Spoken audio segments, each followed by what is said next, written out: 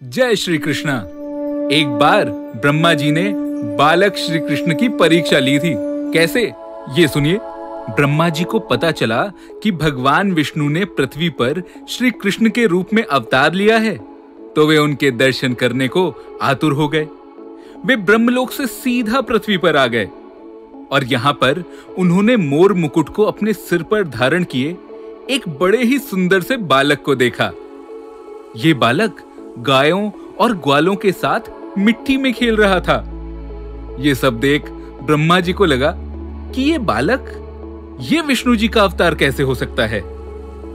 लेकिन उस बच्चे के चेहरे पर वो तेज था जो ब्रह्मा जी ने कभी नहीं देखा था। ब्रह्मा जी ने कृष्ण जी की परीक्षा लेने का विचार किया, क्योंकि वे इस बात के लिए आश्वस्त होना चाहते थे कि क्या यही बालक भगवान विष्णु का अवतार है। ब्रह्मा जी ने सबसे पहले गायों को वहां से उठा लिया, फिर उन्होंने ग्वालों को भी वहां से गायब कर दिया।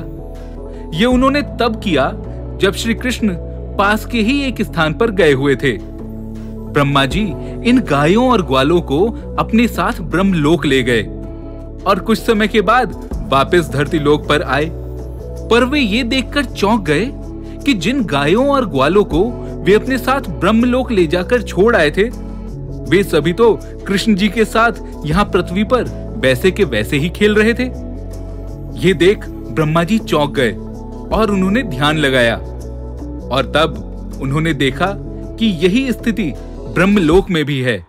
यानी ये ग्वाले और ये गाय जो यहाँ पर कृष्ण जी के साथ पृथ्वी लोक पर थे, वो वैसे के वैसे ब्रह्मलोक में भी थे। ये देख ब्रह्मा जी को समझने में देर न लगी कि यही बालक भगवान विष्णु के अवतार हैं। इसके बाद ब्रह्मा जी ने हाथ जोड़कर भगवान श्री कृष्ण से क्षमा मांगी और उनसे प्रार्थना की कि वे उन्हें अपने असली रूप में दर्शन दें। तब ब्रह्मा जी की प्रार्थना पर श्री कृष्ण ने भी एक लीला दिखाई। उन्होंने अपना असली रूप तो दिखाया, पर उनके इस रूप को देखते ही वहां और भी कई ब्रह्मा आ गए। इनमें से कुछ ब्रह्मा के 3 सिर थे तो कुछ के 100 सिर। अपने अलावा इतने और सारे ब्रह्माओं को देख ब्रह्मदेव तो चिंतित हो गए। उन्होंने कृष्ण जी से कहा, प्रभु, ये कैसी लीला है? ये सब लोग कौन हैं? तब श्री कृष्ण ने उन्हें ये ज्ञान की बात बताई। हे ब्रह्मदेव, आप अकेले ही ब्रह्मा नहीं हैं। जगत में कई सारे ब्रह्मांड हैं और हर एक ब्रह्मांड पर एक ब्रह्मा मौजूद हैं जो उनका कार्यभार संभालते हैं, और ये सभी ब्रह्मा अलग अलग ब्रह्मांड का नेतृत्व करते हैं।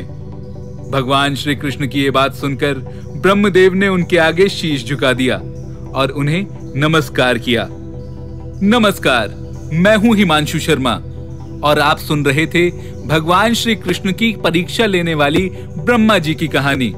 कैसी लगी आपको ये कथा, हमें कमेंट सेक्शन में जरूर बताइएगा।